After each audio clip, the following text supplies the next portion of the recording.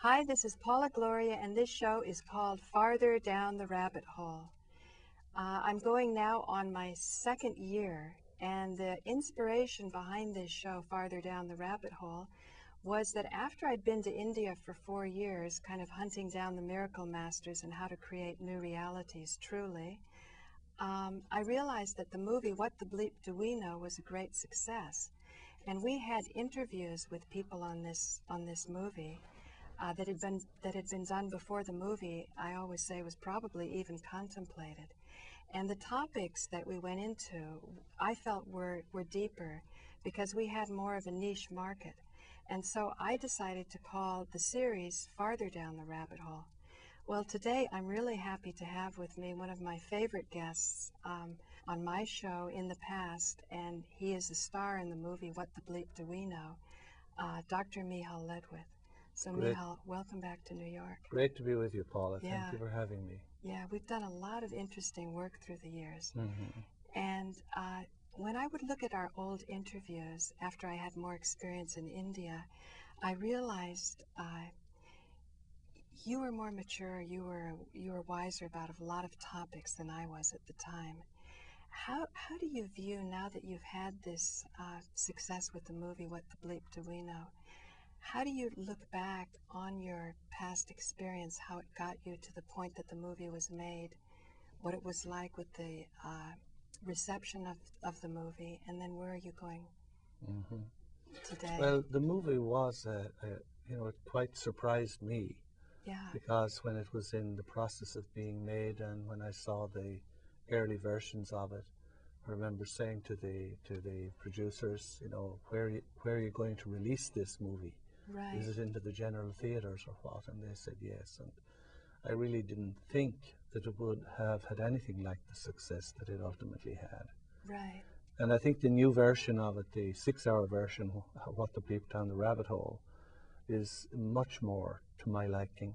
Oh, really? Because the topics have been explored, much more fully, even though it's essentially the same story.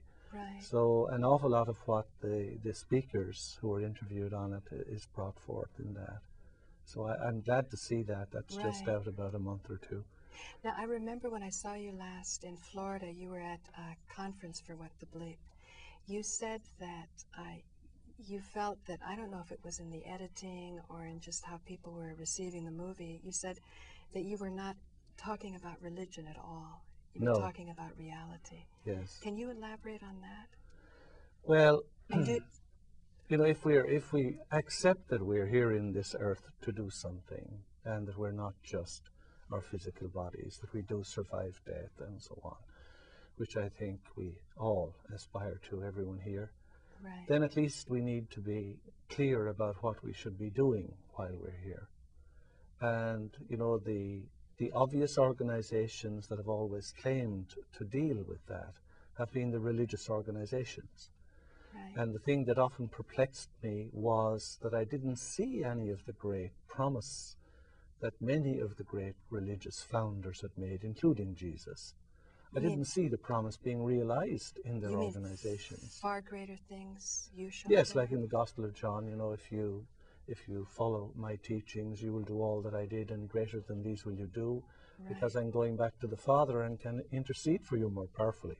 I think it's often misquoted as sort of, I can do as good as Jesus or more. That's not the sense of the text. Oh, explain a little more. I can go back to the Father and intercede? Well, that's what the text says. If you read, I think a lot of people cut the text and say, if you do my teachings, you will do all the miracles that I did. And greater than these will you do, and they stop there, forgetting the next half of the sentence, which is because I'm going back to the Father. Right. And will therefore be able to intercede more powerfully so that you will do all of this stuff. I mean, it doesn't radically... That's a day's work, as you say. It is. It doesn't radically alter the sense of the text that we should be doing some wonderful things, and they're not happening. Right, even though we have intercession. People yes, but obviously we're not, therefore we're not doing the things that he taught us to do. So I was wondering why this was, or what ought we be doing, because the conventional system seems to be, that I have a set of commandments, if 700 if I'm Muslim, 550 if I'm Jewish, and maybe 10 in Christianity. which is more than enough to keep track of. But it's not about that. It's not about, you know, God, whom we envisage in my image of the hamburger universe as some sort of magnified human being who's keeping in touch with us on a 24-hour basis and ticking off all of the offenses and credits, and then we get punished or rewarded at the end. I mean, this is obviously not why we're here. And I think anyone who would look at it sanely would say there's more to it than this. We were never meant to be sick. We were never meant to be victims of fate and chance and powerful organizations and individuals. This is not how we were meant to live. And like your journeys in India, where you went to see all the people who could do dead and alive, you know, I would visit the graves. Yes, you know, and see those miracles. And miracle is not a word that I like, because I prefer that the whole of life should be miraculous.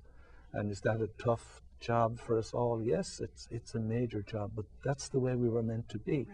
So we're climbing out of a snake pit in order to do that. And that's why I liked the What the Bleep adventure, because it was a complete break.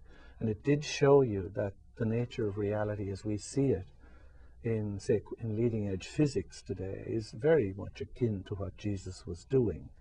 Even though if we say he was teaching quantum physics, he was in the times and circumstances of his day.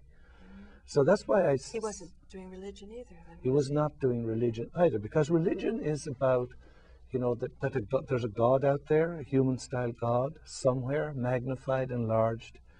And I say in this DVD on Jesus, you know, that if insects were thinking about God, presumably they would think about God as an insect. And dogs and cats would presumably think about God as a dog or a cat. You mean we create God in our image? We do. The book of Genesis says God made us in his image, but it's actually the other way around.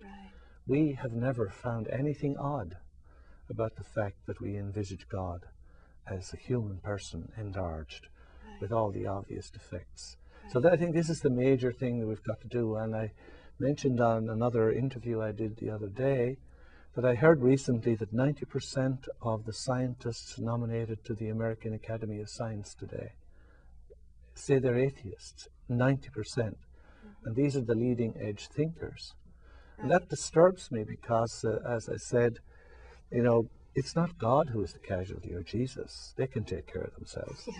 We're the casualty, because all of the divine in the human person is, you know, thrown out with the bathwater if we accept that landscape of atheism. I don't know your experience with that, but here in New York, now that I've come across things, I mean, I remember years ago we talked about the horrific mind control that was done on victims like Kathy O'Brien. And, you know, we had also studied together at the Ramtha School, and I remember once Ramtha saying the reason that this goes on is because decent people can't even imagine these kind of atrocities going on.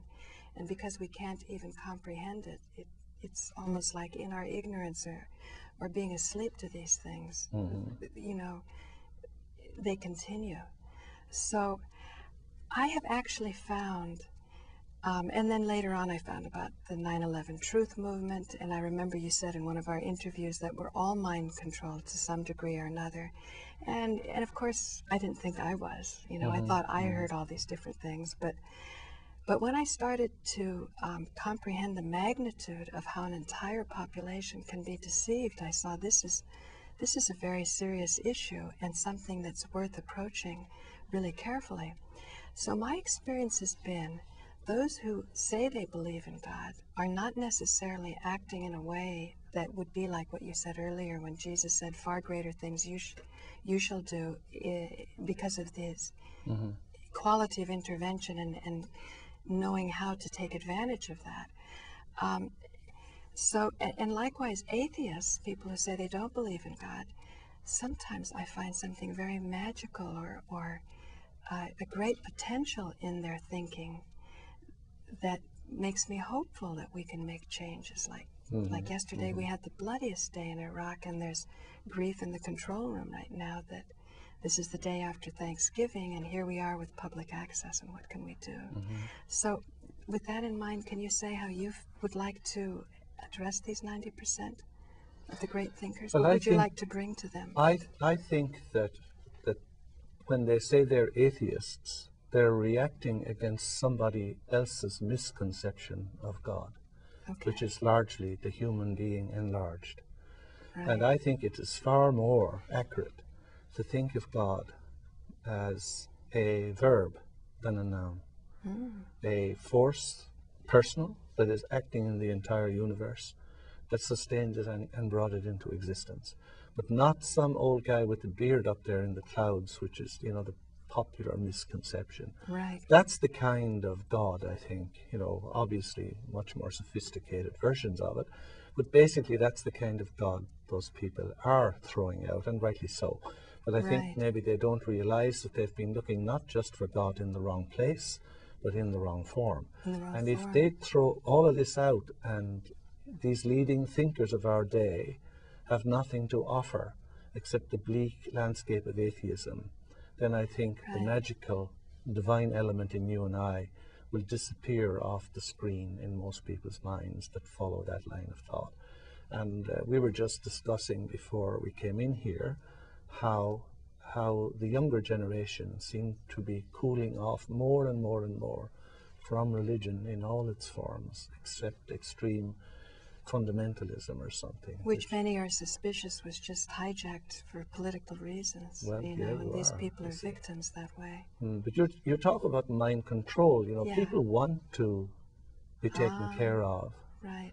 People are happy to replace the parent they had in childhood with the great parent in the skies who's looking after them. You mean they'd rather go to sleep than face the pain? That's right. Yes. Yeah. Now, when you saw it the other day. What's that? Was that a quotation from Baldwin, Alex Baldwin? Oh. Yeah. What's that? He said, you know, that they don't want to give up the hate. I'm glad you mentioned Iraq yesterday. Yeah. They don't want to give up the hate because if they give up the hate, they have to face the pain, which is behind the hate. Oh, I see. So I think that's it. Right. So that's why I set out to examine the life of Jesus, and which resulted in this DVD. But before we go on the DVD, when you said God could be a verb, what do you think about the concept of the 5 elements, earth, air, fire, water, and ether, that nature, that God comes from nature instead of nature coming from God? That God, in terms of a final authority, may not be about authority at all. And yet there is the authority of the elements, because when I was in India, Swami Kaleshwars, who we have a wonderful interview of you on tape with, you were telling him during the Second World War, a mother whose child was killed in the bombings happened to make her way up to the Pope, and she said, bring him back to life or heal him. And the Pope couldn't do it. And you said to this miracle master in India, I know you don't like the word, but I don't know what else to use for the extraordinary. This is Swami Kaleshwars. Yeah. You were saying that there should be some proof, there should be some indication of a great connection with these laws of nature. And yet he himself said that there's no avatar, no master who's ever walked on the planet that has been able to command on the elements. It's more like you synchronize or something. So maybe with that in mind you can explain about Jesus, because I know you say he went to India to learn. Yes. Well, you know, the thing that perplexed me was that when I looked at the New Testament, that there's so little of the life of Jesus actually covered there. Right. I mean, there's probably, you know, to be generous, apart from his public ministry, there's probably, you know, maybe generously a year or two. And, you know, 85% of his life is missing. Right, not just the lost years. Well, these are the lost years. The 85% of the years of his life are lost. You mean from 13 until 30? From 12 until 30, and from whenever he was in Egypt up till 12. We know nothing about whenever that. he was in Egypt. Can you talk about that? Or well, we know, for instance, from the New Testament that he went to Egypt, you know, to escape the persecution of King Herod, because Jesus was in the Davidic line, he was the heir to the throne of Judea, which the Romans had put Herod on in 37 BC. Was Herod in the line? No, he wasn't. He was definitely a usurper. Yeah, he was interloper. We'll leave it. That's another day's work. But he did marry Mariamna, who was the last princess of the Hasmonean dynasty. Really? Herod did? Herod did, to legitimize his claim. I see. And that's the same line that Mary Magdalene was from. She was a princess of the Hasmonean dynasty. I see. Also. I see. So anyway, obviously there was a problem there, and Herod decided to eliminate the problem if there was an heir appearing on the scene that might destabilize his throne. Mm-hmm. So that's one great, one great gap. We don't know how long he spent in Egypt. Tradition is 2 years. There's another tradition, 8 years. In the DVD, I have a map of the detailed travels that they accomplished while they were in Egypt. They probably started at the school of Heliopolis and worked down. Now, from where do you get your data?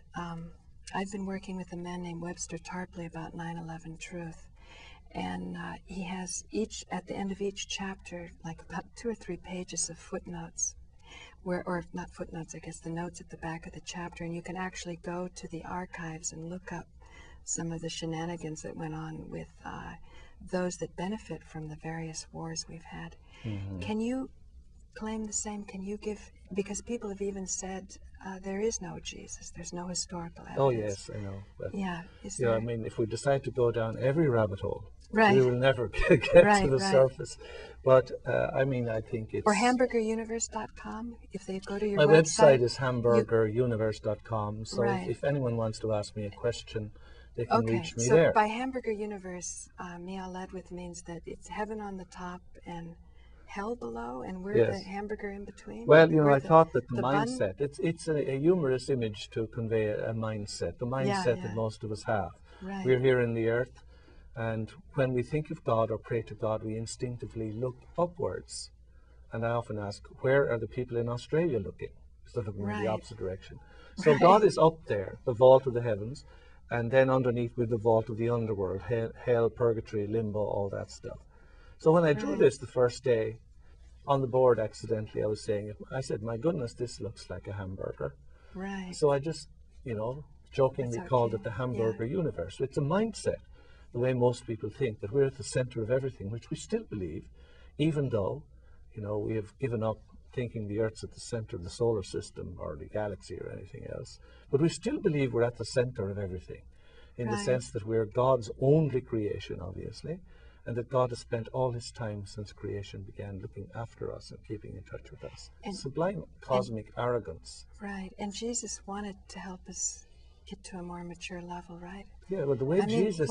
Can we maybe do a close-up on this, and you can talk about why you wanted to... Should we do a close-up on it, or are you going to do it like that? Okay. We're going to come close with the 2-shot. Do you want to talk about what inspired you to finally come out with this DVD? Because this is not What the Bleep. No, it's very different from What the Bleep. It's a deepening of What the Bleep was about, because I think What the Bleep opened the door to a better understanding of how reality works. And I think that's why we're here. And if you and I want to make something of this life, we should be trying to find out how reality works. Right. Instead of trying to please a God up there who's not interested in being pleased at all, because that's not how God really is. Right. So why did I start on this? Yes. Well, I said, we hear nothing about Jesus from the ages of 12 to 30, 18 years, more than the rest of his entire life.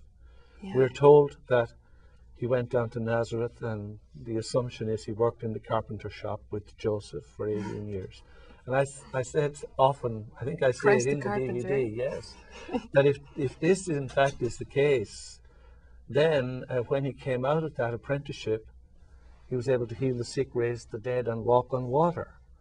And if that's so, we should all be taking up carpentry right away. Because this is the type of training that we all aspire to. Right. That we're not prey to sickness, bad luck, disease, etc. That we can control our lives as we were meant to be. So I started to find out what happened in those years. Is it that nothing of significance happened that was worth telling us about? Or is it that something so significant was happening that we weren't told because it didn't suit the Church of Yom Kippur? Do you think that there's like secret archives in Rome, in the Vatican? There's a lot. I mean, I remember one time saying to somebody that if they wanted to catalogue the secret archives of the Vatican, which is enormous, and of course most of it's in ancient languages, not just Greek and Latin, but the ancient forms of Italian, English, Dutch, German, whatever. I said, if you've hired 5 people, because I know something about libraries, if you hired 5 people, I said, working full-time with those qualifications, it would take over 100 years to catalogue the archive. Wow. So are there secret documents that people are, presiding over and keeping secret maliciously? I don't think so. But it's obvious that there's plenty of documentation in existence that people do not want publicized. Yeah. Do you think that might be the value of encountering some of these masters who can document extraordinary command of nature, that it sort of cuts through all of that, that there should be some evidence? Like even in Jesus's times, wasn't there a lot of confusion over who was misleading you and who was leading you correctly? Oh yes, indeed, indeed. But in those 18 years that are missing, that's what I set out to do in this DVD, to discover what the background was for Jesus being able to do all the miracles that he did.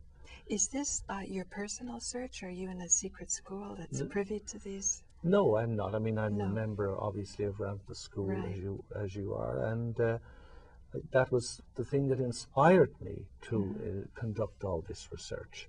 That inspired you? Yes, because even more than because you're a Catholic priest. Even more than your teaching training was that, that we're meant to be here to empower ourselves, which is quite a foreign idea.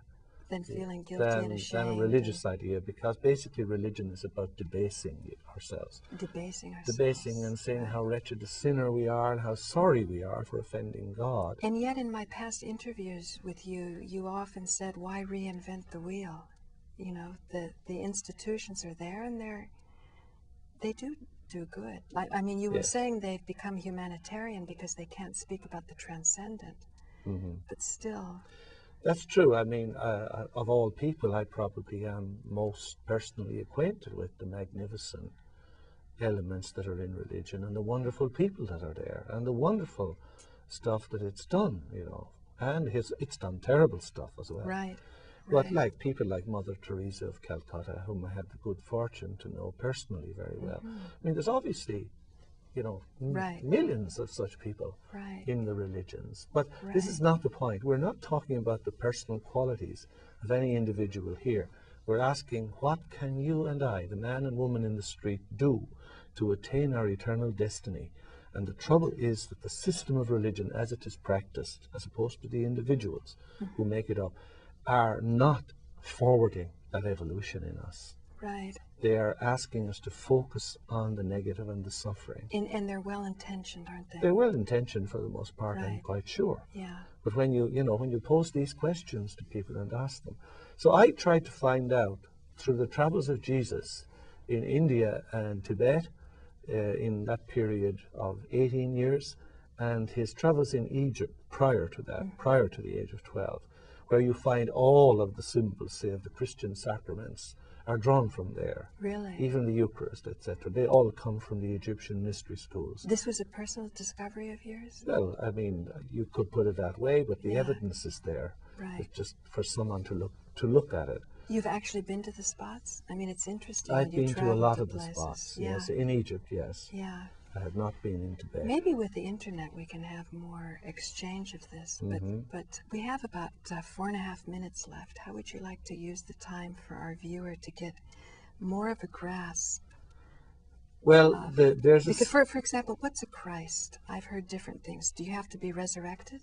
There's nothing to do with that. Nothing to do with that. No, it's nothing to do with resurrection. Christ is basically what we are all aiming at becoming. And the point that I'm trying to show as best I can in this DVD is that Jesus did not come to suffer for us and die for our sins to appease the vengeance of a savage God. He came instead to blaze a trail, which was the destiny of every man and woman that walks this earth. His journey helped us overcome our greatest fear, you said. Yes. Well, all of the blocks are rooted in fears, of course. Right. But in his journeys in Egypt and India, he went along the path of becoming that Christ. So instead of being put on a pedestal for our worship and admiration, what I'm saying is that if we want to get to the truth and the real magnificence of what he was, because this is not against Jesus or putting him down, it's about exalting him. Right. That he came to blaze the trail for you and me, and the religious paths we're following right now are not doing that. So in this DVD, I'm trying to illustrate, it's a long DVD, 3.5, 3.75 hours. I'm going through all of those pieces, you know, in as simple a form as I could make it to show what he really did. And the greatest evidence, you know, apart from the scrolls of Nicholas Notovich, which you're very familiar with from Egypt, apart from those evidences of what he did Nicholas Notovich was from Tibet, wasn't it? No, he was Russian, but he traveled in Tibet. And he also found, Egypt? He found this in No, Egypt? he didn't travel in Egypt at all. Oh, okay. But in the scrolls that he found in Kashmir, there's an account of the life of Jesus between the ages of 12 and 26. And then some account of his life in the Holy Land as well. But to my mind, even if those scrolls had never been found, you have to face the fact that all of the main teachings of Jesus, including all of the main parables, the parable of the sower, the parable of the treasure in the field, of the house built on sand, they're all found in the teachings of the Buddha Gautama 550 years before. Does that mean Jesus was a plagiarist? Absolutely not. It simply means that the Buddha and he were both sources of one originating message about human empowerment and evolution that would enable us to overcome sickness, ill health, lack, and all those other wonderful things. So in conclusion, something I've always wondered about, or would love to have your feedback on, Jesus said he didn't come to change the law, but to fulfill it. So as a Jew, to me, the covenant, having studied the 5 elements and the Shakti, and the idea of blood sacrifice is a little transubstantiation, it's always been a spookier part of Catholicism. And yet it seems to me that Jesus gave hope that Judaism could be fulfilled. Do you have any thought on that? Yes, I think, any insight that he was a Jew? Yes, he was a Jew. There is a conception, you know, that Judaism came this far and then Jesus started something parallel to it called Christianity eventually. Right. And that's not so. Yes, I mean, it was basically a continuation of the same movement. And, you know, we have this idea that Christianity was one monolithic thing in the beginning. And if you study the sources, especially the sources from Egypt, that were discovered in 1945 at Nag Hammadi, for instance, we begin to see clues piling up now that were already there tantalizingly, that early Christianity was a very complex reality and that there were 5 or 6 major versions of it. Right. One of them following his brother James, for instance, who proclaimed that all converts to the message had to be circumcised and so forth, which had cut down on recruitment a lot. You know, I think we're going to have to save that for another day. All right, because we're running out of time. Thank you for joining me. I'm Paula Gloria. I've been with Miceal Ledwith, whose new DVD, How Jesus Became a Christ, is going to be a must, and you can also connect with him at hamburgeruniverse.com. He'll be answering your questions. Thank you, Paula. Thank you so much. It's been an honor. Yes, for me too. So, I guess we've ran over time a little, Alan?